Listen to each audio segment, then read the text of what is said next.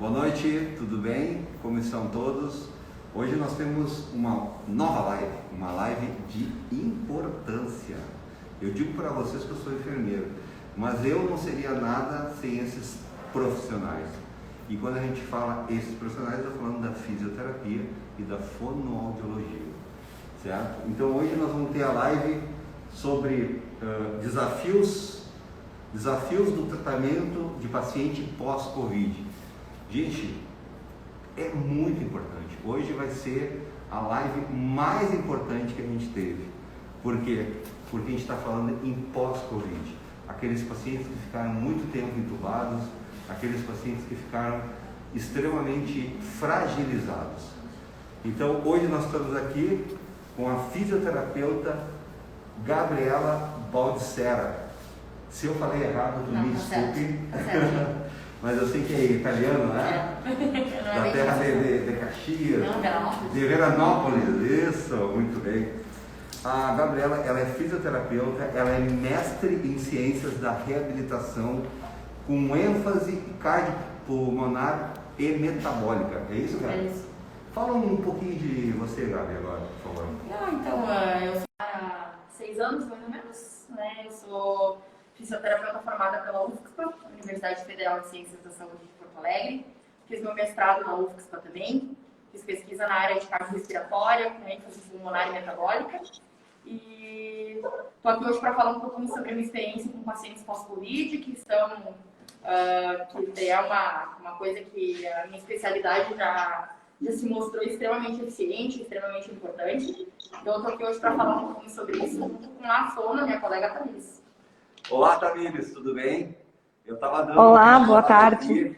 Eu sou o Alexandre e a gente estava falando um pouquinho de cada um, né? A Gabi é uma colega de longa data, que a gente se conhece, e eu estava falando da importância do trabalho de vocês. Como é importante, né? A esses pacientes que agora com pós-Covid, nessa pandemia. E eu queria ouvir um pouquinho de você. Quem é você, a tua especialidade? Bom, me chamo Tamires, sou fonoaudióloga, sou formada pela instituição do IPA, metodista. Atualmente eu faço uma formação de disfagia e atendo pacientes de disfagia. Não estou atendendo pacientes de outras áreas, mais voltada para essa área mesmo, disfagia e linguagem adulto. E, deixa eu te perguntar, Tamires, nesses pacientes que são acometidos por essa doença, que muitos vão a óbitos, né, por serem muito frágeis e tal, nos que se reabilitam, o que você trata mais? Qual é a maior dificuldade? O que você acha que tem para poder tratá-los? Só lembrando, então, que a disfagia ela não é uma doença, ela é um sintoma. Ela vem adquirida de alguma doença, né? Ou um paciente que teve um AVC, ou um paciente pós-entubado. O que mais é tratado são pacientes a nível de deglutição mesmo, tá? A nível de troca de consistência. Um paciente que precisa passar do pastoso para o sólido, de um líquido espessado para um líquido fino. E a gente percebe muito isso nos pacientes que ficam muito tempo entubados, né? Que eles têm uma dificuldade na deglutição. Isso está acometido com o Covid? O que acontece? Me explica um pouquinho mais. Tá, ele está acometido sim com Covid, até porque o paciente ele fica, né, um tempo entubado, sim. Ou depois ele fica com uma traqueostomia e ele fica com uma deglutição ineficiente, né? Então a musculatura da deglutição ela fica fraca.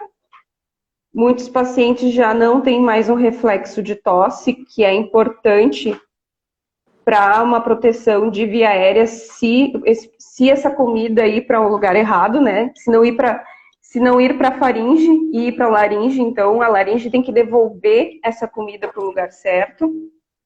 Então, a nível de intubação, muitos pacientes ficam prejudicados, porque ficam com falta de fechamento ali nas pregas vocais ou até uma paralisia de prega vocal. Perfeito. Eu acho que a tua colocação foi muito boa ali, como tu falou, né, que a disfagia não é uma doença, né, ela vem acompanhada de um Alzheimer, né, e outros processos emergenciais do paciente. Mas como que uma família que cuida de um idoso, né, como que ele consegue ter algum sinal que esse paciente está aspirando? Em algum momento esse paciente ele não quer comer, em algum momento ele tem medo, ou ele engole, ele tosse. Me dá esses sinais aí para as famílias dele. Os sinais, então, de aspiração, tá? Esse paciente vai começar a fazer febre, vai começar a ficar mais emagrecido e, posteriormente, vem a fazer uma pneumonia, né? Mas quando a comida não está indo direto para o pulmão, está indo, enfim, para um lugar errado, esse paciente apresenta tosse após comer, ele pode lacrimejar, ele pode começar a suar durante a refeição, ele fica com uma voz diferente, uma voz pastosa, uma voz mais molhada, né? E não necessariamente o paciente apresenta esses sinais durante a refeição, pode ser alguns minutos depois da refeição. Porque se a comida ficar parada ali no que a gente chama de valécula, né, que é próximo ali a epiglote que protege a via aérea para a comida não ir para o pulmão, se escorrer depois essa comida para a via aérea, esse paciente vem a tossir, então, a mostrar sinais. Alguns pacientes até espirram, tá? Apresentam esses sinais de espirrar durante a refeição. Devido à musculatura do céu da boca tá um pouco debilitada. Tu sabes que eu observo, e às vezes eu trabalho muito com a equipe, muito com aqueles cuidadores que são contratados pela família e ensinar a própria família como é que faz esse tratamento, essa limpeza, né? Porque é bem como tu falaste também, né? Pode ser após a alimentação e pode também ficar algum resto de comida que escorre por aquele vizinho, né? Que Isso. no final vai dando esse problema no paciente posteriormente. E isso, às vezes, pode esse paciente até entrar em parada, porque ele se afoga de uma forma, né? E pode ir a óbito, né? Então, esse cuidado é muito importante. Achei que tu pegou muito bem com isso, foi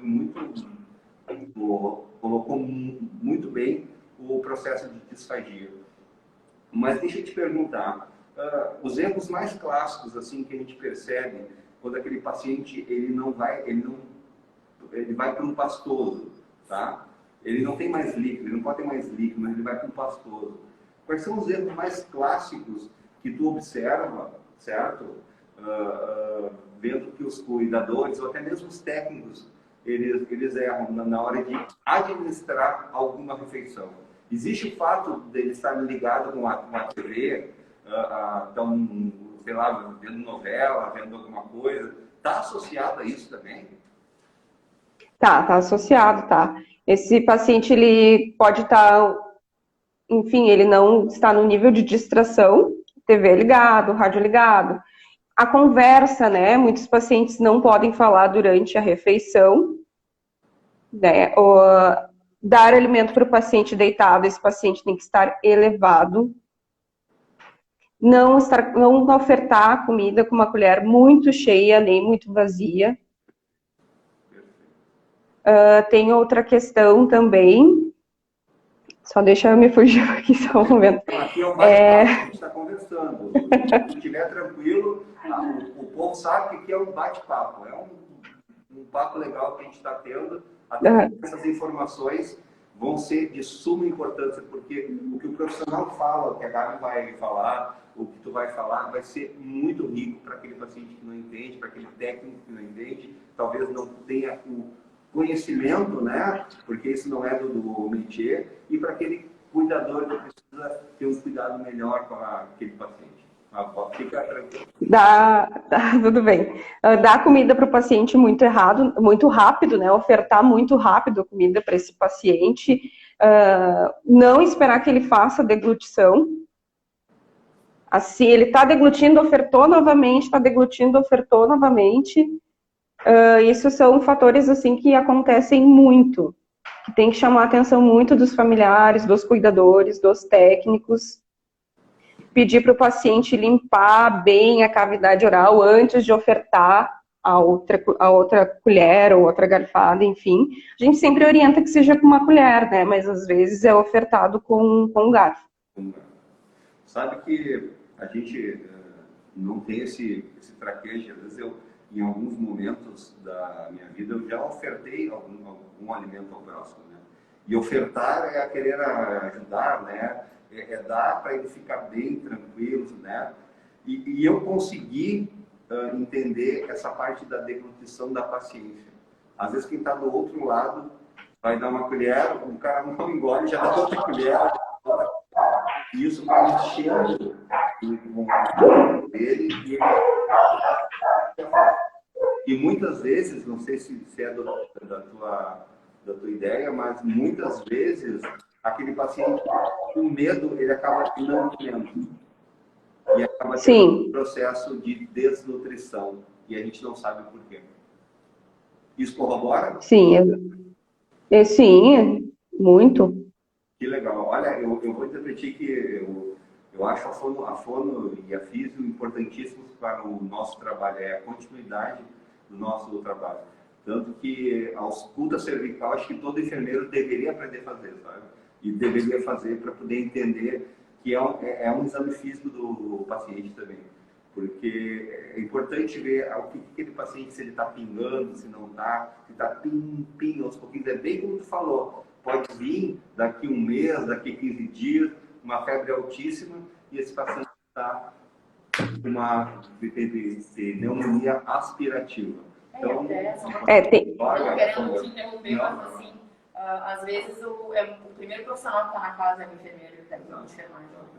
Então, quando esses profissionais eles têm essa visão, essa abordagem, e eles conseguem ver esse problema antes que ele aconteça para que seja indicado uma avaliação com um audiólogo, né, da maneira adequada. Eu já tive isso na minha experiência profissional, de ter só o fisioterapeuta e o enfermeiro na casa, a gente verificar essa questão e ser realmente necessária a abordagem do fono e poder chegar no momento certo, para que não ocorra uma piora do chegue do sistema respirativo.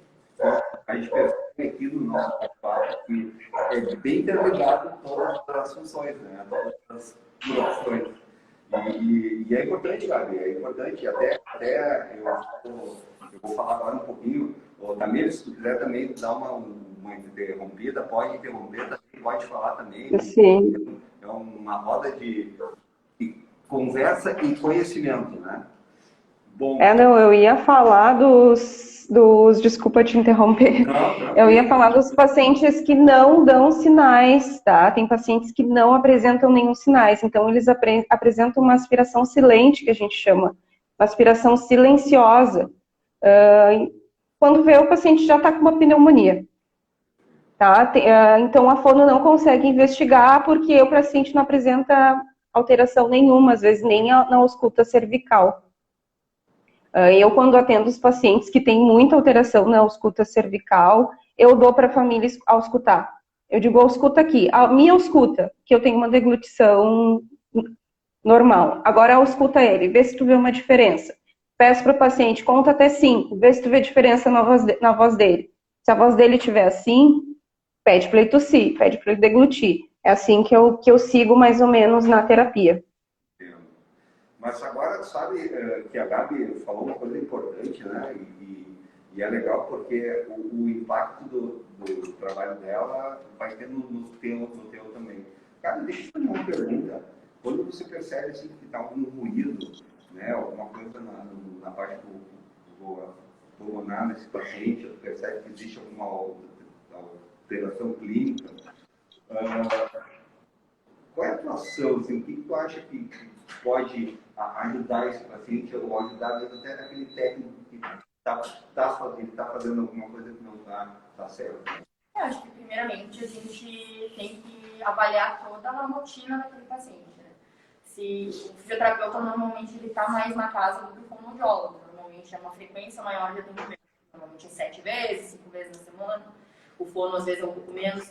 Então, depende muito da rotina do paciente. Se ele é um paciente super estável, que ventila de maneira espontânea, que não tem traqueostomia, que é um paciente que faz dieta por via oral, não por gastro, por naso. Se é um paciente que tem uma vida potencialmente normal e a gente observa que tem uma mudança na ausculta pulmonar, que tem uma mudança nos sinais clínicos, né? Tem uma alteração de saturação, a ausculta pulmonar está um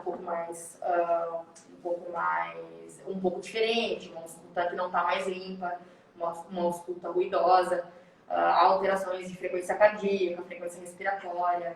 Quando a gente nota também essas alterações na voz, então a gente entra com aquela questão de investigar como é que está a rotina da casa, se mudou alguma coisa na rotina daquele paciente, se mudou alguma coisa na alimentação, se aquele paciente passou por algum processo que teve algum abalo psicológico, alguma coisa nesse sentido que tenha mudado essas questões alimentares dele, se mudou o cuidador, se mudou o técnico, isso às vezes acontece também. A gente faz uma avaliação da casa para ver o que aconteceu, para ver se teve alguma mudança, para poder investigar o que está acontecendo. Às vezes pode não ser algo relacionado à alimentação, pode ser uma questão viral, bacteriana, né, no caso, né, do Covid, ou a própria saliva não está adequada, ou o paciente está com uma infecção bacteriana, ou uma infecção viral. Então, a gente tem que avaliar toda aquela questão social para poder dar um diagnóstico e poder auxiliar a equipe a definir as condutas, né, daquela alteração. Pode ser uma questão muito simples, o paciente está um pouco mais de saliva, está um pouco mais protesto, e a gente intensifica as condutas de fisioterapia respiratória, de manobras de higiene brônquica, aí a gente consegue reverter. Mas se a gente altera nossas condutas e observa que não tem uma melhora, daí a gente tem que investigar mais a fundo para ver o porquê daquele quadro, o porquê daquela mudança de ausculta do paciente, para poder direcionar adequadamente as condutas desse paciente. Eu queria até tocar essa coisa bem importante. Após um tempo de intubação, um tempo ventral de crono, né? Como esses pacientes se comportam, Gabi, no sentido pós-Covid? Como é que é o caminhar dele? Como é que é a reabilitação desses pacientes? Como é que é levar o garfo até a boca? Pentear um isso é difícil, não é difícil? Pode esclarecer? Sim, claro. Não, então, os pacientes pós-Covid, eles têm uma sintomatologia bem variável, de acordo com, principalmente, o tempo que eles ficaram internados, mas também por questão de tempo intubado. Muitos pacientes ficam só internados, fazendo uso de ventilação mecânica não invasiva, que acaba sendo uma maneira de uma terapia que não prejudica tanto a diária do paciente, quanto os pacientes que são intubados, né, pelo protocolo traqueal, ou pelo tempo mais prolongado de intubação, que chegam a uma traqueostomia. Esses pacientes, eles chegam depois da aula hospitalar, quando eles vão para casa, eles têm uma sintomatologia bem específica, principalmente relacionada à fadiga severa. Os pacientes, eles vêm num grau de fadiga extremo. Eles não conseguem, muitas vezes, pentear o próprio cabelo, que nem exemplificou, sozinhos, sem ter um grande quadro de dispneia. Às vezes eles não conseguem ficar em pé, sem auxílio, de maneira que eles não tenham uma queda de saturação ou uma alteração assim grande de sinais. O pessoal pediu para vocês falarem mais alto. Alto, ok. E muito difícil pedir para falar mais alto, normalmente é o contrário, né? Mas Você sabe não tira máscara? No Brasil que ela vai tirar máscara, a gente deu, eu tô de máscara aqui, te dá um... E aí você consegue falar. Não, pode ser. Então, a principal questão, assim, que a gente conversou seria os sintomas de fadiga severa. Os pacientes, eles vêm com uma alteração de condicionamento físico muito grande. Eles têm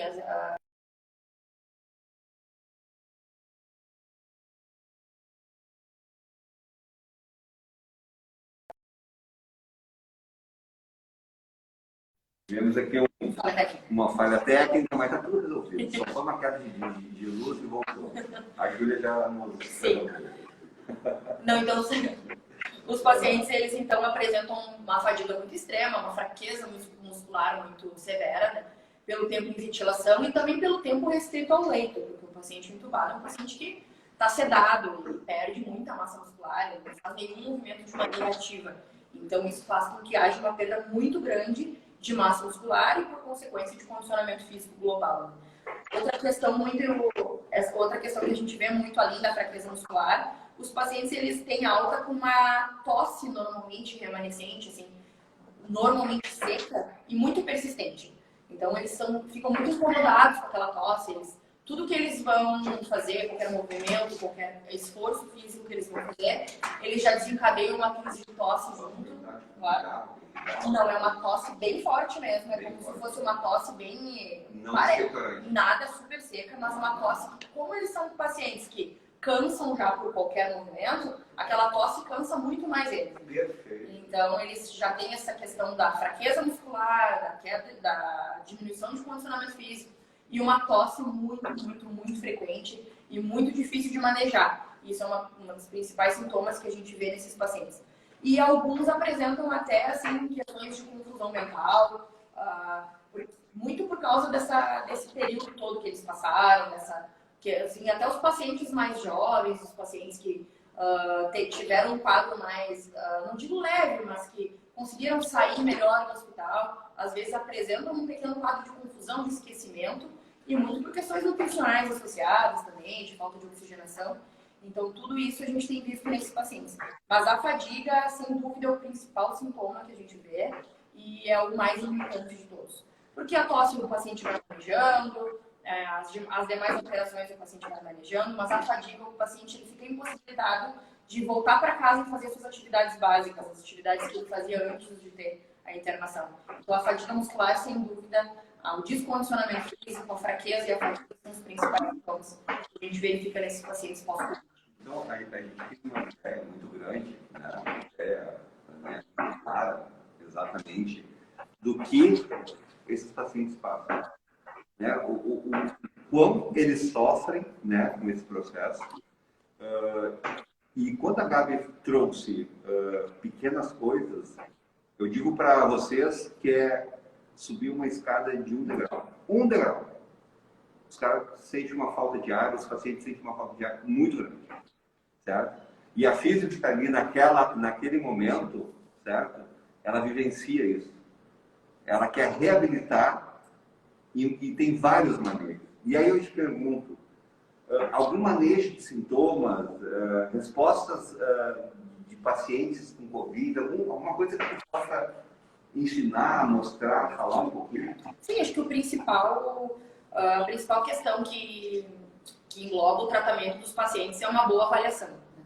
A gente tem que fazer uma boa avaliação clínica, por mais que os sintomas eles sejam muito parecidos nos pacientes pós-Covid, a gente tem que fazer uma boa avaliação para delimitar os limites daquele paciente, até onde a gente pode ir, o quanto a gente pode exigir dele, né, do ponto de vista de reabilitação, porque se a gente não fizer um pequeno esforço a mais que o limite daquele paciente, a gente nunca vai conseguir ganhar, a gente nunca vai conseguir progredir. Então, aí entra uma boa avaliação. A gente não tem como fazer um bom protocolo sem fazer uma avaliação bem minuciosa, avaliar bem aquele paciente, força muscular, flexibilidade, né? A questão metabólica, como é que está a circulação de sangue nas extremidades, a questão de tolerância ao exercício, né? A escala de Borg que a gente usa muito, que é para poder avaliar o nível de dispneia daquele paciente, o nível de tolerância dele aos esforços. Então, a gente tem que fazer uma boa avaliação bem minuciosa para que a gente trace um protocolo de tratamento focado nas necessidades específicas daquele paciente. O que a gente tem visto que é a questão principal das duas vertentes é treinamento de condicionamento físico. A gente tem que estressar aquele paciente, a gente tem que fazer que tenha um aumento de frequência cardíaca, a gente precisa fazer com que aquele corpo se estresse, claro, dentro do limite do paciente, de maneira que a gente agregue, que a gente traga mais aporte sanguíneo, que a gente estimule aquele pulmão a funcionar melhor, né, para poder oxigenar aquele corpo. Porque um paciente que fica muito tempo entubado, ele é um paciente que desaprende a respirar sozinho. Né? Aquele pulmão não precisa trabalhar sozinho, então o ventilador faz isso por ele. Então a gente tem que ensinar aquele pulmão a trabalhar, ensinar aquele pulmão a fornecer a energia necessária que o paciente precisa. Né? E a outra vertente é a questão de reforço muscular. Pacientes pós-Covid têm muita perda de massa, então eles precisam de reforço muscular. Não são mobilizações passivas leves, não são mobilizações ativo-assistidas, é reforço muscular. É carga, caneleira, teraband, exercício que estimule a musculatura a ganhar força. Queimar o músculo. Exatamente. Só que, obviamente, dentro do limite dele. Né? Se eu der um pezinho de meio quilo para o paciente, ele não conseguir subir nada, basicamente fizer uma leve flexão de alguns graus, mas se ele conseguir um pouquinho, já é um excelente progresso. A gente conseguiu estressar aquele músculo um pouquinho, e daí vem do olhar do fisioterapeuta, né, de saber até onde pode ir, até onde pode exigir daquele paciente, de maneira que tu consiga ganhar. Né? Então, e sempre monitorando esse paciente. Né? É uma doença muito nova, a gente não sabe como esse paciente vai estar daqui a 15, 20 dias, como é que ele vai ficar na casa dele. Então, é monitoramento constante. É fazer os exercícios, acompanhar a pressão, frequência cardíaca, saturação de oxigênio. E muito acompanhar também o relato daquele paciente. Claro, se é um paciente que tem como te dizer, um paciente que tem cognitivo preservado, ele vai conseguir te dizer que aquele exercício está um pouco demais, que está menos, que a gente pode exigir um pouquinho mais. Mas sempre ter o feedback do paciente para saber até onde a gente pode ir. Né? E se é um paciente que não tem essa possibilidade, que não tem como interagir, como responder para a gente fazer o acompanhamento dos sinais, né? Acompanhamento da resposta do corpo àquele exercício, para que a gente possa ganhar, de alguma maneira, condicionamento. Esse paciente ele precisa de exercício, ele vai ter uma dispneia, ele vai ter uma dificuldade para executar, isso é esperado, mas a gente precisa expressar um pouquinho aquele paciente. Se a gente não fizer um esforcinho um pouquinho maior dentro do limite dele, né, passando um pouquinho, obviamente, a gente não vai conseguir fazer com que ele ganhe. A gente precisa colocar esse paciente a se movimentar, a gente precisa tirar do leito, sentar na beira da cama, colocar em pé, que fique pouquinhos segundos, mas a gente precisa movimentar esse paciente. Aquelas tremidinhas lá. Exatamente. A gente precisa movimentar esse paciente para conseguir reverter todo aquele tempo que ele ficou no leito, né, deitado, entubado, na posição prona, que está sendo muito evidenciada, que tem uma excelente melhora nas trocas gasosas, né? Exatamente. Então, esse paciente tem que ser literalmente movimentado. Eu fico imaginando, assim, o quão vocês têm que trabalhar para esse processo, né? Como vocês têm. Porque a Gabi falou várias coisas importantíssimas aqui. Né? A perda de massa mexe com o metabolismo, né? A nutrição também está diretamente ligada a esse paciente. Esse paciente tem um gasto calórico muito grande. Como ela falou, levanta aqui, fica com um gasto calórico enorme. Né? Sim, sim. Né? Então tem que repor isso aí. Então eu vejo o trabalho como é importante a gente conseguir fazer um trabalho adequado, porque até o próprio paciente ele não quer fazer, entendeu? Ele está no alto nível de estresse e talvez uma vez que ele erguer o peso ou uma caneleira que ele puxar ele vai cansar, ele vai se amedrontar. Como é que é esse manejo contigo? Né? A Fone me falou que às vezes tem que ter cuidado de dar comida e tal. Mas como é que esse manejo você percebe que o paciente está aderindo?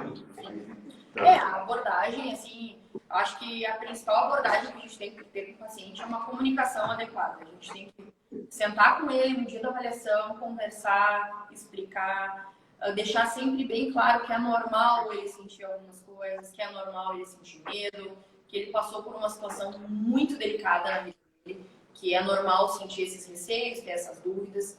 Acho que a principal questão é a comunicação, mostrar para o paciente que ele pode confiar em ti.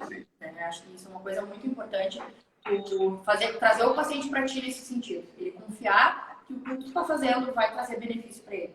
Mesmo que naquele momento seja difícil, cansativo, mas a gente conseguir convencer o paciente de que aquele esforço, por mais cansativo que seja, ele vai trazer um benefício para esse paciente, né, a médio, curto, médio e longo prazo. O principal é a comunicação. Então, principalmente porque esses pacientes eles têm uma flutuação de energia ao longo do dia. Às vezes eles acordam super bem dispostos, né, tiveram uma boa noite de sono. Eles acordam bem dispostos, mas mal levantam para tomar café, já sentem que aquilo ali foi um esforço muito grande e já ficam desmotivados, tristes. Daí chega a hora da fisioterapia, eles, eu só quero deitar um pouquinho, descansar. Daí vem a pessoa ali para fazer atividade física, cansar ele mais um pouco. Então tudo parte de tu trazer aquele paciente para perto de ti, tu conseguir explicar para ele a importância daquilo e respeitar os limites. A gente precisa respeitar o limite do paciente. É muito tênue a linha de tu respeitar os limites do paciente, mas ao mesmo tempo tu mostrar para ele a importância do movimento, a importância daquele pequeno estresse que tu vai causar nele e o quanto aquilo vai ser benéfico, né? Então entra aí um bom planejamento terapêutico, né? A gente fazer um bom planejamento terapêutico é essencial para que o paciente confie no nosso protocolo também. Quando a gente entra nessa seara de planejamento e faz tudo certinho, como a Sara falou, né, Tamires, eu acho que tudo dá certo. Não tem que dar errado, porque você já planejou o tratamento, você tem a indicação técnica para aquilo. Então isso vai deixar o paciente mais confiante, né? Agora vamos te fazer uma pergunta. Aqueles pacientes que saem bem, não estão bem, mas precisam fazer fisioterapia fora sem um atendimento em casa. Como é que é isso? Como é que pode ser feito? Pode, sem dúvida, pode. Claro, a principal questão é os cuidados de higiene, cuidados de uso de EPIs, aquela coisa toda, né? Porque o paciente ele precisa pensar nisso na hora de ir para uma clínica, na hora de ir fazer uma academia, ou fazer um pilates, ou fazer algum protocolo. Se o paciente realmente não tem essa possibilidade de fazer a domicílio, ele precisa procurar um profissional, uma indicação profissional, alguém de confiança. Ou então, também uma coisa que a gente sempre estimula é que o paciente faça algo que ele goste. Se ele tem a possibilidade de sair de casa, se ele tem a possibilidade de ir a algum lugar, ele encontrar uma atividade física que ele goste, que ele sinta prazer em fazer, e procurar um bom profissional que o acompanhe, que cuide dessas questões de, principalmente, monitoramento de sinais. Né? Porque o paciente ele pode estar se sentindo muito bem, mas por algum esforço excessivo ele acabar desfuncionando. Então, esse paciente ele pode sim fazer atendimento lá fora, se ele não tiver a possibilidade de fazer a domicílio, que é o mais seguro num primeiro momento, né? Se ele precisar ir fora, fazer esse acompanhamento, ele pode, mas sempre procurar um local que ele se sinta confiante, né? Não ir em lugar sem indicação, sempre procurar um local em que ele tenha, assim, que ele se sinta confortável, porque o paciente também tem que se sentir bem naquilo que ele está fazendo, né? A gente tem que tentar trazer para o protocolo de reabilitação do paciente coisas que ele gosta de fazer. É um paciente que gostava de caminhar, então vamos incluir caminhadas. É um paciente que gostava de passear no parque, então vamos objetivar com ele. A gente vai fazer esse protocolo para que o senhor possa voltar a passear na rua, passear com o seu cachorro, sempre com todos os cuidados, sem dúvida.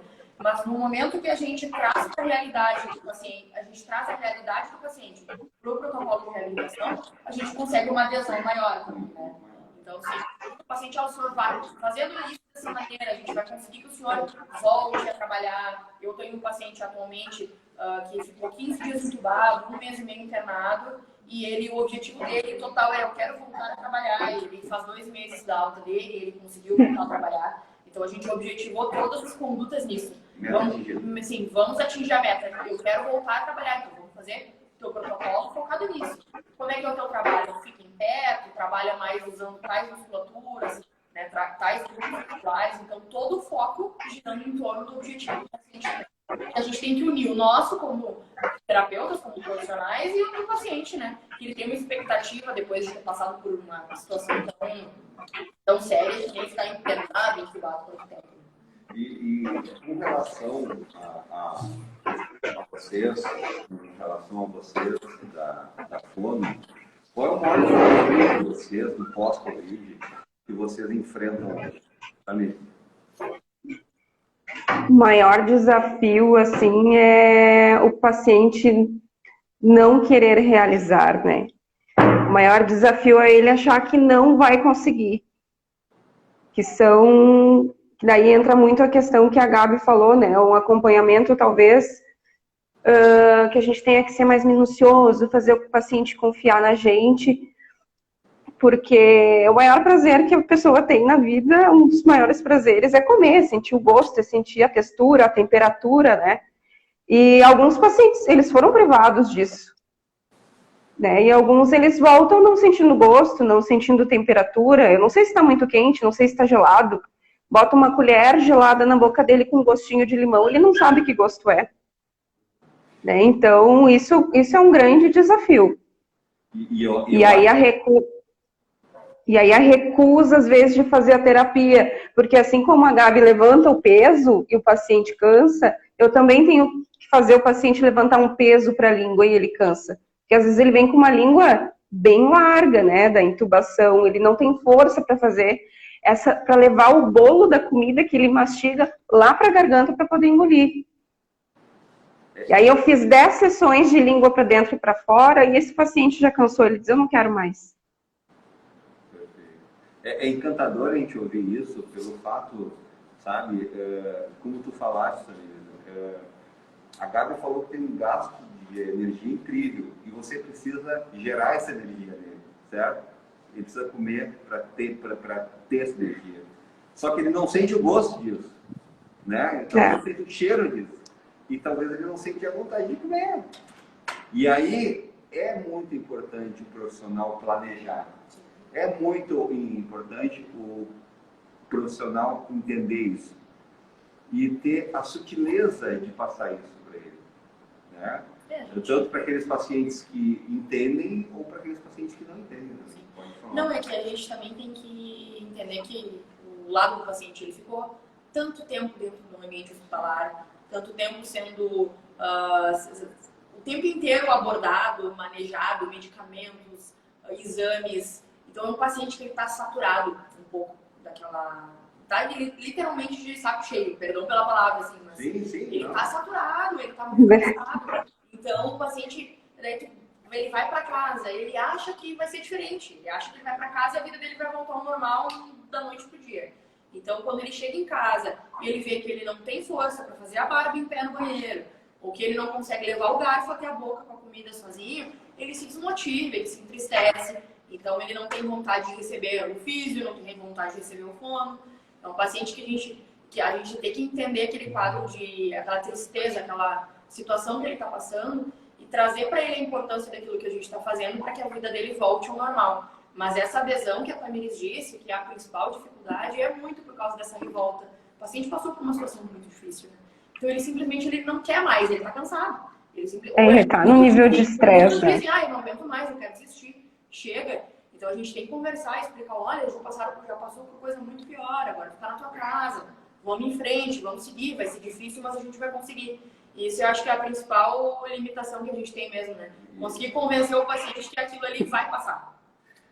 E aí eu sempre converso com a família do paciente, né? Eu pergunto, que horas que a físio vem? Sim. Porque às vezes, para eu poder pegar o paciente antes da físio, porque a físio às vezes pega pesado, né, Gabi? A físio às vezes pega pesado, então eu pego o paciente cansado, eu não consigo ter uma produtividade naquela terapia. E outra coisa também, que está muito associada, são aqueles pacientes que têm que ficar isolados num quarto, sabe? Isso mexe muito com o paciente. Então, ele está com o nível psicológico dele bem afetado. E aí entra a psico, né? Aí a gente precisa entrar com a psico nessa parte.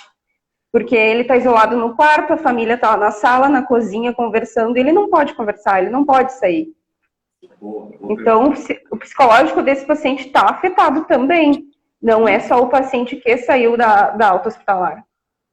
Tu sabe, Jamílio, e é importante agora a pergunta para as duas, mas eu queria que vocês dessem uma resposta breve para a gente poder entender no que tu falou agora. Tá vindo muitas perguntas aqui, tá? Os nossos celulares estão bombando bem.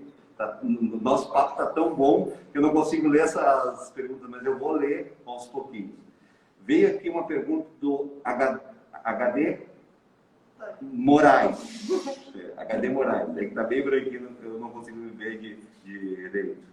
Sabemos que a fisioterapia atua na parte motora e funcional, mas como poderá atuar para a saúde mental, principalmente para os idosos?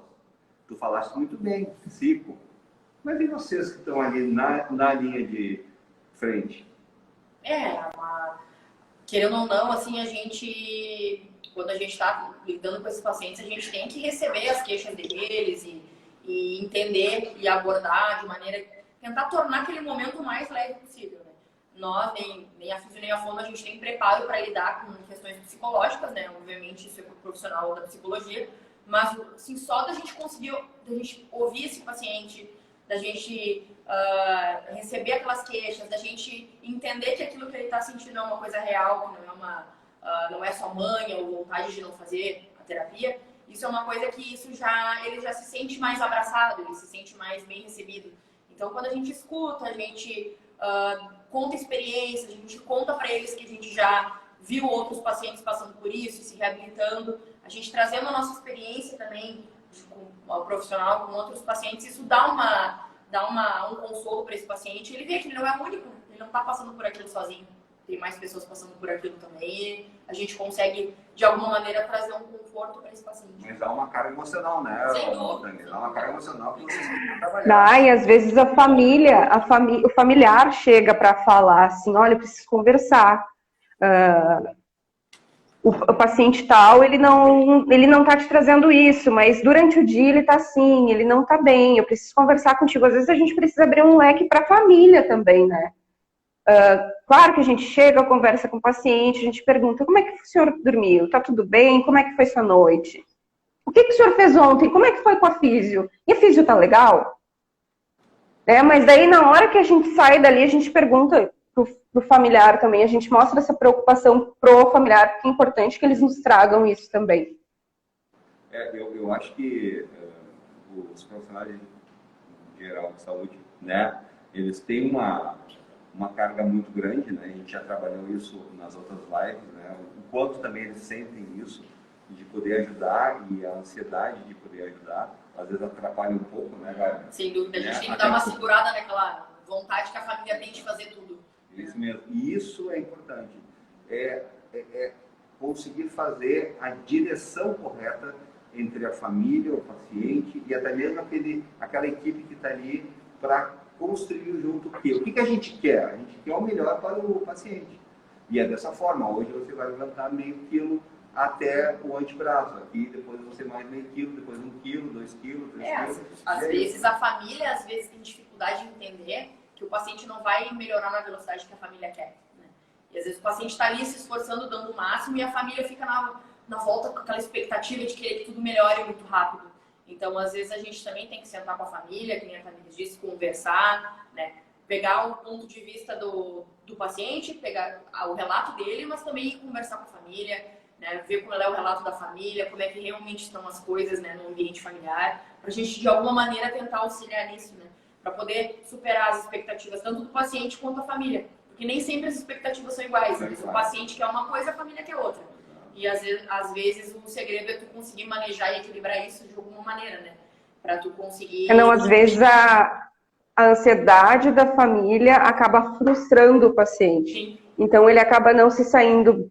Ele acha, não me saio bem na terapia, não tá funcionando para mim. Porque a família tá me cobrando, sabe? Então, ele acaba ficando um pouco frustrado com aquilo. Claro. E aí cabe também a nós, né, a Gabi disse, dar uma segurada. Vamos segurar que vai dar tudo certo, vai dar tudo bem.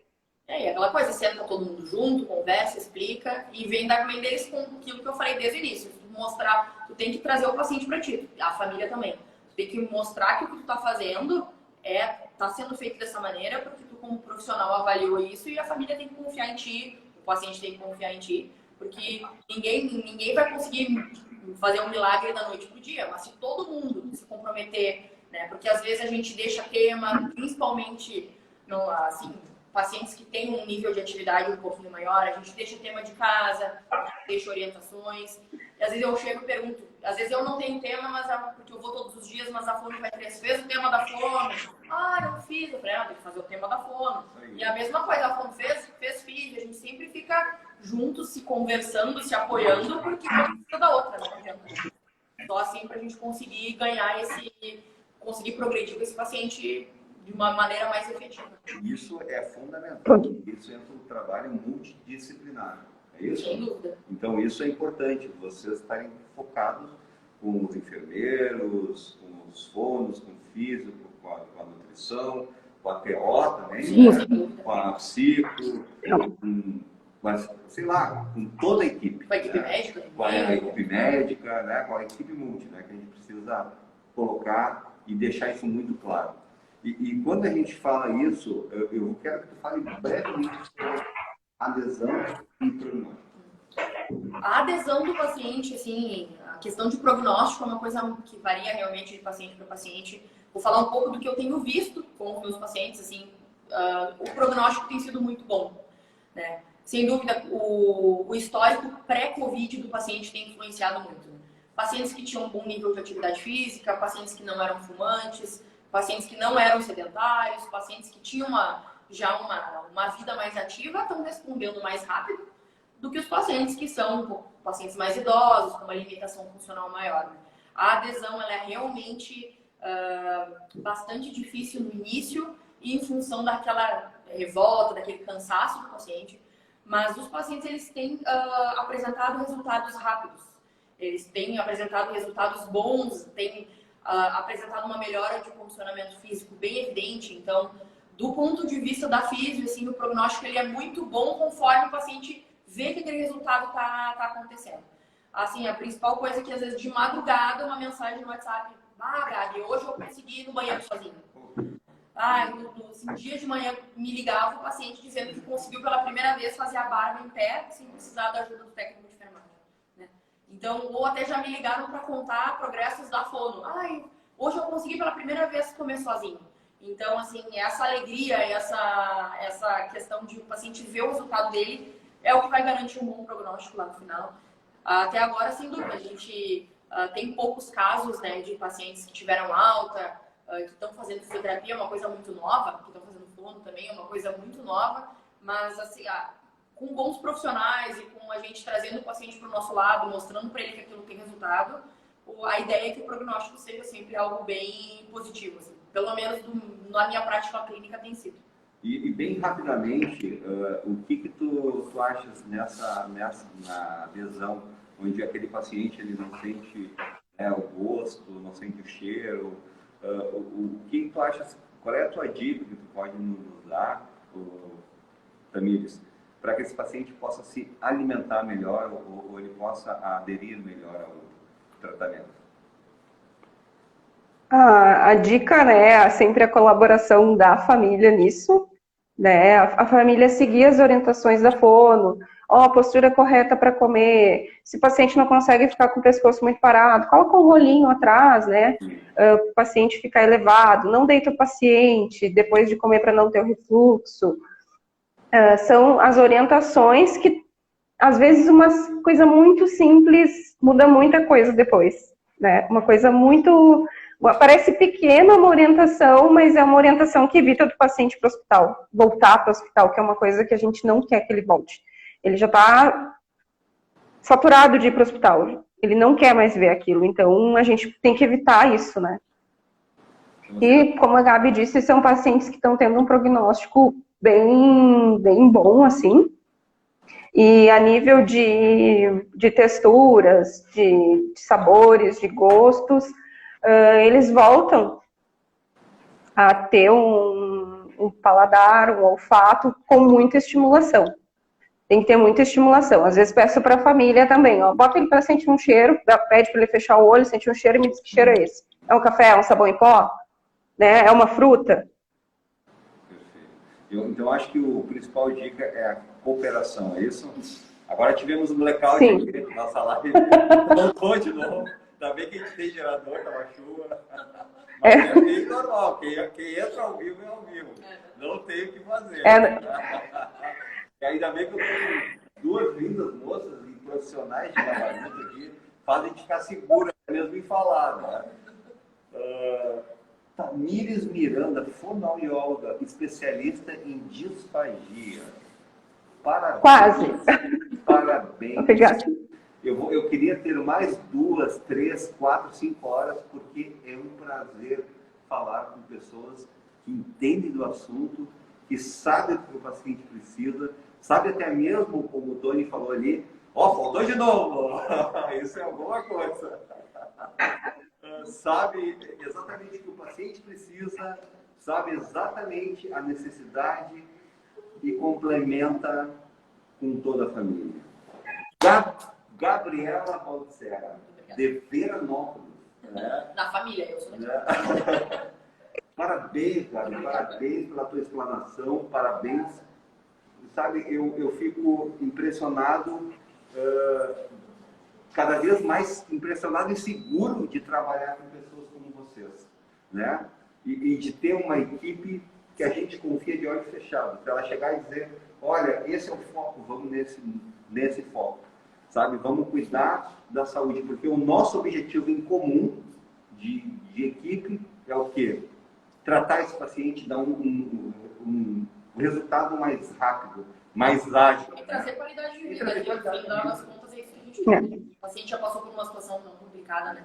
Qualidade de vida é o foco principal, meu, como físico, também como fono, todo profissional da saúde. O foco final é sempre qualidade de vida e dentro do possível, daquele paciente atingir, a gente sempre vai Perfeito. E se esforçar ao reeducar, né? máximo, né? Fazer a reeducação tanto da família quanto do próprio paciente, como tu falaste também, a cooperação de um modo geral. Eu tô assim, ó, eu tô feliz, muito feliz, sabe, de ter tido essa conversa, porque eu aprendi muito, né, e aprendo cada vez mais com vocês, e não não, porque eu sempre fui assim, eu sempre trabalhei com as equipes e acho muito legal isso, acho muito bom de trocar informações. Então, gente, muito obrigado, Tamires, de todo o coração. Nada. Muito obrigado, parabéns. Eu que agradeço, obrigada. Tá? A gente tem uns recadinhos para dar agora aqui, a Júlia vai me passar, né? Então a gente tem amanhã a conscientização sobre as infecções sexualmente transmissíveis. Não percam, porque olha, amanhã vai ser assim, ó, 10, muito legal, acho muito bacana a gente falar sobre DST, né? E com uma profissional também que sabe muito. No dia 28, desculpe, errei aqui, a Júlia está me chamando a atenção, a Júlia é top aqui. No dia 30, nós teremos o SAMI, o preenchimento correto. Olha aí, equipe, atenção, quero todo mundo nessa live, hein? Todos os técnicos e todos os profissionais, fono, físio, né? E todos, vai ser o preenchimento correto dos prontuários. Gente, vai ser top, vai ser com a Cláudia, às 16 horas, certo? Curtam muito essas lives, porque essas lives é um momento de participação, certo? Que todo mundo pode participar e aprender, e é de graça, Júlia, alguma coisa mais para mim? Não? Gente... A máscara. Peraí, tem mais uma coisa aqui. A gente tem outras pessoas que dão apoio, muito legal. No oferecimento da ATS Hospitalar, por favor, retirem as suas máscaras, todos os técnicos CLTs. É isso? Todos os técnicos? Não? O que é, Júlia? Oi? Todos os técnicos CLTs, a Júlia está me fazendo uma correção. Todos os técnicos CLTs, dia 3/11, retirem a sua máscara. A partir, volta de novo. Retirem a sua máscara da ATS Hospitalar. Certo? A Júlia me chamou a atenção, é Hospitalar ATS. Certo? Gente, agora faltou luz mesmo, nós estamos no breu aqui. Mas o mais importante no feeling comercial é isso, a gente falar de um modo que não está certo e depois a gente corrigir, porque grava bem, grava o nome. Como é que é, Júlia? Hospitalar ATS, fazendo a diferença na vida dos profissionais e de seus pacientes. Muito obrigado, fique com Deus e até a próxima live. Tchau. Boa noite, tchau. O que foi isso? 3 vezes, cara! O que é isso? Foi boa, Maíra.